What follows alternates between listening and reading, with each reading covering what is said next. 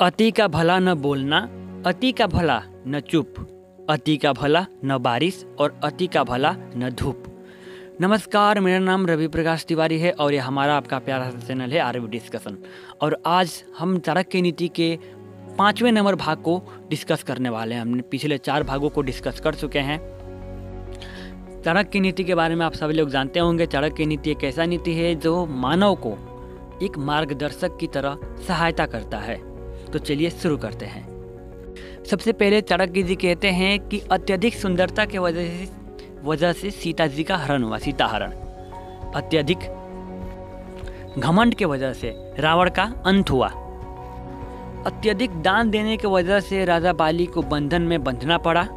अतः हमें अत्यधिक अर्थात सर्वत्र अत्यधिक को त्यागना चाहिए। मतलब हमें अति का भला, जैसे मैंने आपको बताया, अति किसी भी चीज़ का अच्छा नहीं हो, तो चाहे वो अच्छाई हो या वो बुराई हो।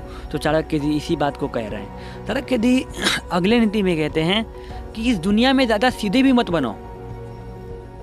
जिस तरह जंगल में सबसे पहले सीधे पेड़ को ही काटा जाता है, उसी प्रकार आपको भी सीधा नहीं बनना है। आप देख सकते हैं कि जंगलों में तिरछे जो पेड़ होते हैं उनको नहीं काटते हैं लोग, क्योंकि उनको काट वाट का डर लगता है। लेकिन जो सीधा होता है सबसे पहले उसी को काटा जाता है। तो चाणक्य जी ये उदाहरण के साथ हमें समझाने की कोशिश कर रहे हैं कि इस दुनिया में सीधेपन से नहीं काम चलने वाला। तो अत्यधिक सीधा भी ना बने। समझते हैं ना किस सीधे की बात कर रहे हैं? ऑनेस्टी, ईमानदारी, गुड, व्हाटएवर। चाणक्य जी अगली नीति में कहते हैं कि जिस तरह एक पुष्प की वजह से पूरा जंगल सुगंधित हो जाता है, उसी प्रकार एक गुणवान पुत्र के वजह से पूरा कुल धन्य हो जाता है। और अगली नीति में इसी बात को आगे बढ़ाते हुए चाणक्य जी कहते हैं कि जिस प्रकार जल सूखा हुआ वृक्ष के वजह से पूरे जंगल जल जाता है, उसी प्रकार एक पुत्र के वजह से पूरा वंश में पूरा कुल का नाम खराब होता है। एक सुपुत्र के वजह से पूरा कुल का नाम रोशन होता है और एक कुपुत्र के वजह से पूरा कुल का नाम खराब होता है। चाणक्य जी इस बात को कह रहे हैं। अगली नीति में चाणक्य जी इसी बात को एक और तरीके से कह रहे हैं। वो कह रहे हैं कि बुद्धिमान और सदाचारी बालक से बिल्कुल उसी प्रकार पूरा कुल का नाम उजाले होता है जैसे एक चंद्रमा से पूरा रात उजाला हो जाता है। चाणक्य जी कहते हैं कि जैसे कोयल के उसके गायन में सुंदरता है, उसी प्रकार एक स्त्री की सुंदरता उसके अपने परिवार के समक्ष आत्मसमर्पण से होता है। जैसे एक बदसूरत आदमी की सुंदरता उसके ज्ञान पे है, उसके बुद्धि पे है, बिल्कुल उसी प्रकार एक तपस्वी की भी सुंदरता उसके क्षमा से है। मतलब ये चाणक्य जी कह रहे हैं कि दुनिया का हर एक चीज़ जिसको भगवान ने बनाया है उसमें कुछ ना कुछ सुंदरता ज़रूर है। बस ज़रूरत है कि अपने अंदर की सुंदरता को पहचाने कि आपके अंदर क्या सुंदरता है। तो चाणक्य जी यहाँ पे सुंदरता को पहचानने की बात कर रहे हैं और आप सबकी सुंदरता को दिखाने की कोशिश कर रहे हैं। अगले नीति में जो चाणक्य जी कहते हैं उस पर आप सभी को विचार करना चाहिए, उसको ध्यानपूर्वक सुनना चाहिए। मैं उसको समझाने की कोशिश कर रहा हूँ। जिस तरह ज्ञान अज्ञान को और जिस तरह दान गरीबी को नष्ट कर देता है, बिल्कुल उसी प्रकार अच्छा आचरण दुख को और विवेक अज्ञान को नष्ट कर देता है। और अगले इसी नीति में चाणक्य जी कहते हैं कि और इसी प्रकार जानकारी हमारे अंदर के भय को दूर कर देता है। अब ये बात ध्यान से समझने योग्य है कि जानकारी हमारे भय को दूर कैसे करता है।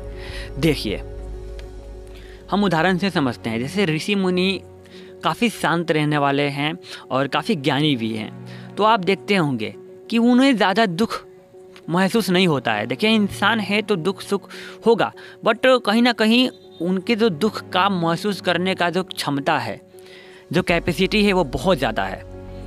वो छोटे छोटे बातों पर दुखी नहीं होते और साथ ही साथ बेवजह या फिर किसी भी चीज़ से वो डरते नहीं हैं। चाहे वो मृत्यु हो गई या वो कोई इंसान हो गया, चाहे वो कोई सज़ा हो गया, वो हर समय मुस्कुराते हुए रहते हैं, क्योंकि उनके पास ज्ञान होता है। वो जानते हैं इस दुनिया का क्या रीति है, वो जानते हैं कि लाइफ मीनिंगलेस है, कुछ नहीं है, वो इस चीज़ों को समझते हैं। तो यहाँ पे वही चाणक्य जी बोल रहे हैं कि जो जानकारी है ना वो भय को नष्ट कर देता है। कोई एक छोटा सा बच्चा है जो जाता है, डरता है यहाँ पे बाहर निकलने पर कि हमें भूत काट लेगा, भूत काट लेगा, लेकिन जैसे ही उस बच्चा को जानकारी होता है तो उसके बाद से बच्चा उस चीज़ों से डरना बंद कर देता है।